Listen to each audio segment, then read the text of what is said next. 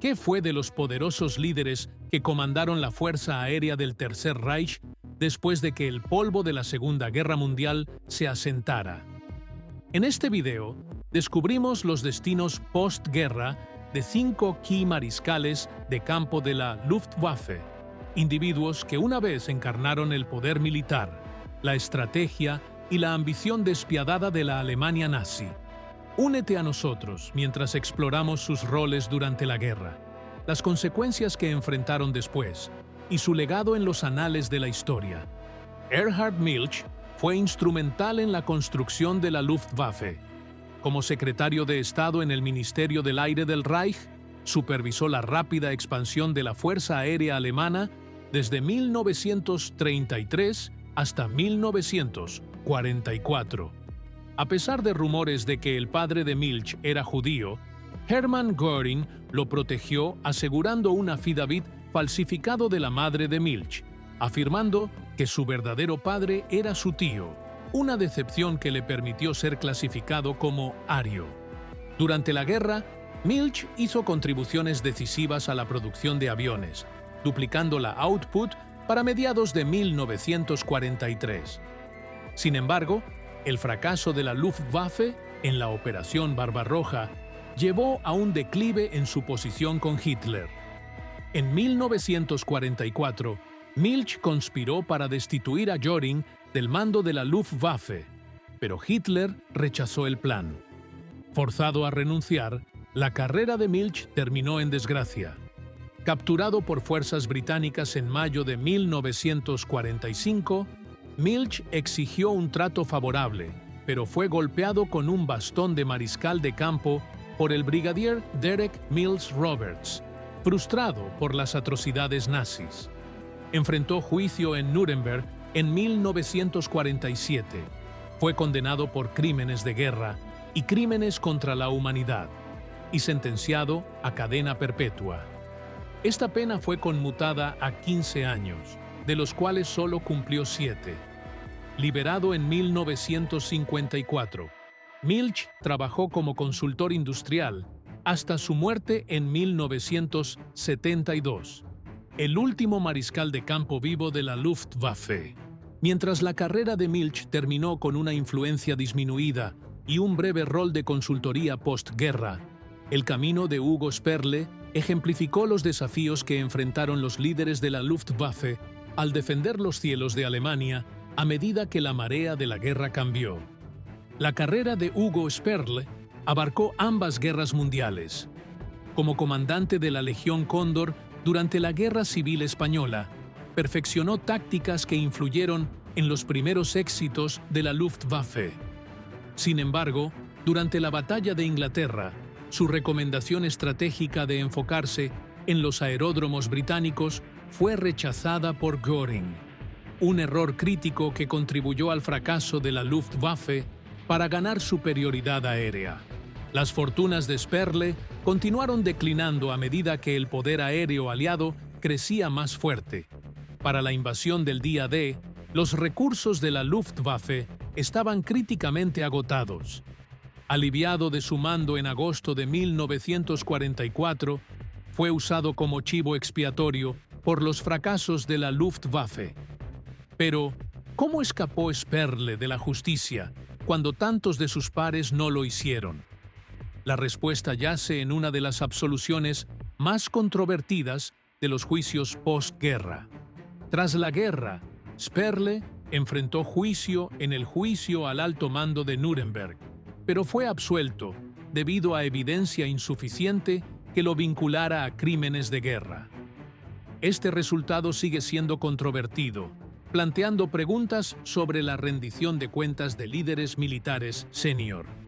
Tras su absolución, Sperle vivió en silencio en la Alemania postguerra hasta su muerte en 1953.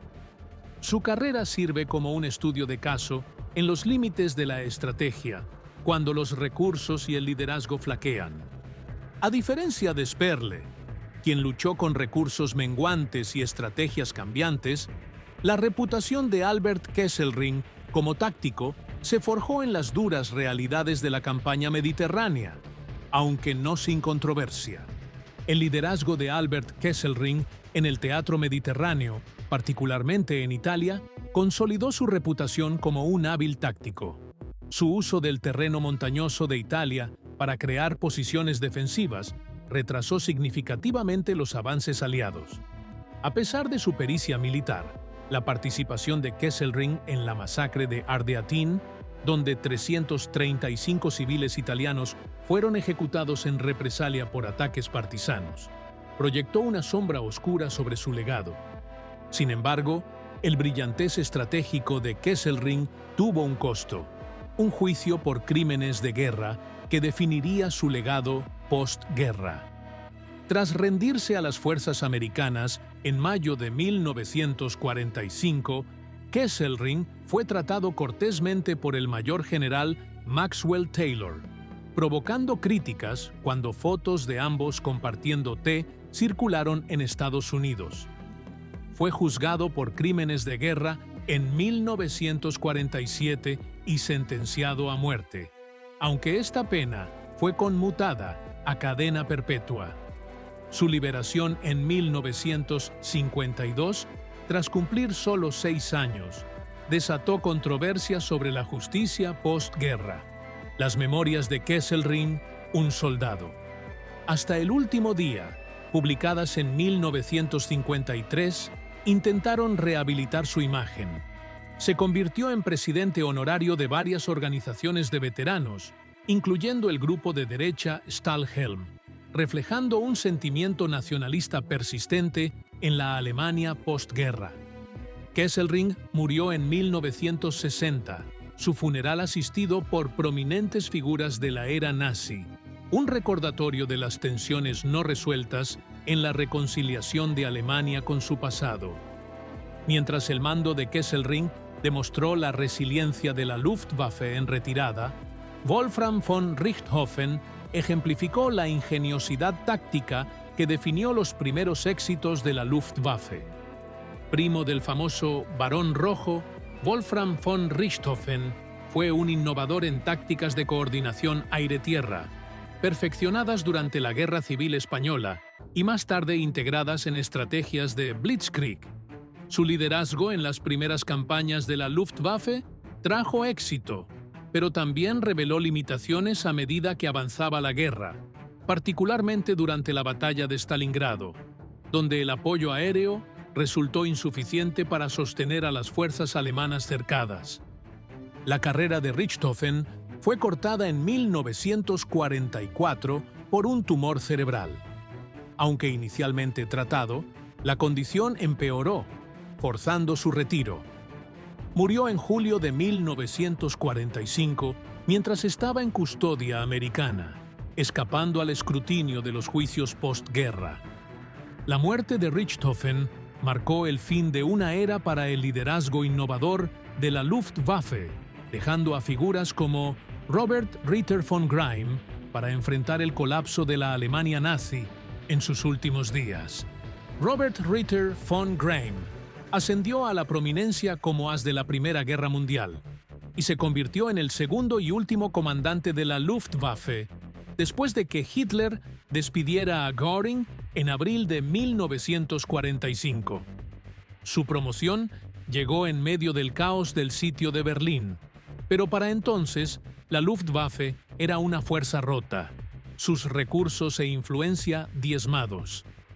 El ascenso de von Greim al mando llegó en la hora más oscura de la Luftwaffe. Lo que siguió fue un intento desesperado de cumplir las últimas órdenes de Hitler, a costa de su vida. Sus últimos días estuvieron marcados por la desesperación. Con su compañera, la piloto Hannah Reich, escapó apenas de Berlín en abril de 1945 para cumplir las órdenes de Hitler de arrestar a Heinrich Himmler por traición. Tras la muerte de Hitler, von Greim intentó negociar una rendición, pero fue capturado por fuerzas americanas. Abrumado por la derrota y la humillación, se quitó la vida el 24 de mayo de 1945, evitando los juicios y la rendición de cuentas enfrentados por muchos de sus pares. La muerte de Richthofen marcó el fin de una era para el liderazgo innovador de la Luftwaffe, dejando a figuras como Robert Ritter von Greim para enfrentar el colapso de la Alemania nazi en sus últimos días. A diferencia de von Greim, quien terminó su vida en obscurity y desesperación, Hermann Göring permaneció desafiante hasta el final, convirtiéndose en el líder nazi más prominente en enfrentar el juicio de Nuremberg. Como el líder nazi de mayor rango en enfrentar juicio, la caída de Hermann Göring se convirtió en una narrativa central de los juicios de Nuremberg. Una vez, un confidente de confianza de Hitler y el comandante en jefe de la Luftwaffe, la influencia de Göring decayó tras los fracasos de la Luftwaffe en campañas clave como la Batalla de Inglaterra. Para el fin de la guerra, había perdido el favor de Hitler y fue arrestado por fuerzas americanas en mayo de 1945. En Nuremberg, el carisma e inteligencia de Göring estuvieron a plena vista mientras intentaba dominar los procedimientos y reframer su rol en el régimen nazi. A pesar de sus esfuerzos, fue condenado por crímenes de guerra y crímenes contra la humanidad. Sentenciado a muerte por ahorcamiento, Göring desafió a los aliados una última vez al suicidarse con una cápsula de cianuro oculta la noche antes de su ejecución. Desde la supervivencia de Milch, a través de documentos falsificados, hasta el desafío final de Göring, los destinos de estos líderes de la Luftwaffe revelan las complejidades de la justicia, la rendición de cuentas y la memoria en el despertar de los capítulos más oscuros de la historia. Sus historias permanecen como un recordatorio Stark de las consecuencias duraderas de la guerra y la ambición. Gracias por ver. Si disfrutaste aprendiendo sobre este tema, revisa nuestros otros videos. No olvides darle like, suscribirte y activar la campana de notificaciones para más contenido sobre la Segunda Guerra Mundial. Nos vemos en el próximo.